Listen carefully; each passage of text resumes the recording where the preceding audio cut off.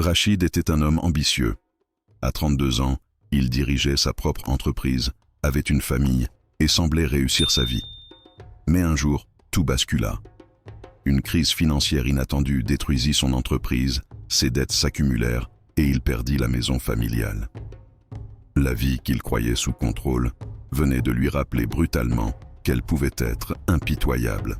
Au début, Rachid se sentit brisé. Il passait ses journées à ruminer, se demandant pourquoi la chance semblait toujours fuir certaines personnes et sourire aux autres. Ses amis essayaient de le réconforter, mais rien ne semblait apaiser ce sentiment de vide et d'échec.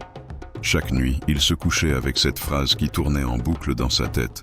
« Je n'y arriverai jamais ». Un soir, alors qu'il errait sans but, il croisa un ancien professeur de lycée, maintenant retraité, qui l'invita à s'asseoir sur un banc.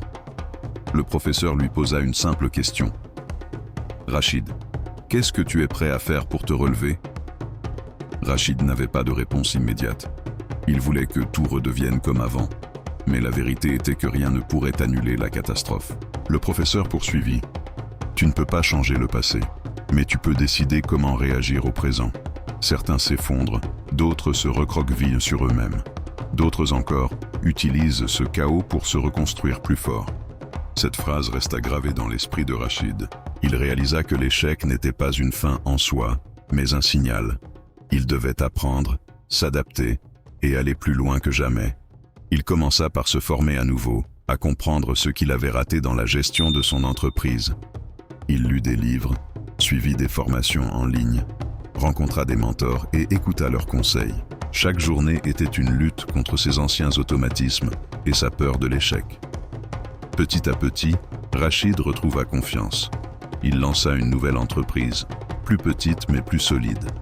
Il appliquait désormais chaque leçon apprise de son premier échec. Les débuts furent difficiles, mais il se sentait plus vivant que jamais, conscient que chaque obstacle était une opportunité de grandir et de s'améliorer. 3 ans plus tard, il avait reconstruit sa vie, son entreprise prospérait, et il avait appris la leçon la plus précieuse. La vie ne te brise pas si tu refuses de te laisser briser. Ce n'est pas l'échec qui te définit, mais ce que tu choisis de faire après. Morale, les épreuves arrivent pour tous. Certains se laissent submerger, d'autres se reforment, et certains transforment leur douleur en moteur pour se dépasser. La question n'est pas « pourquoi moi ?», mais « que fais-je maintenant ?» Abonnez-vous.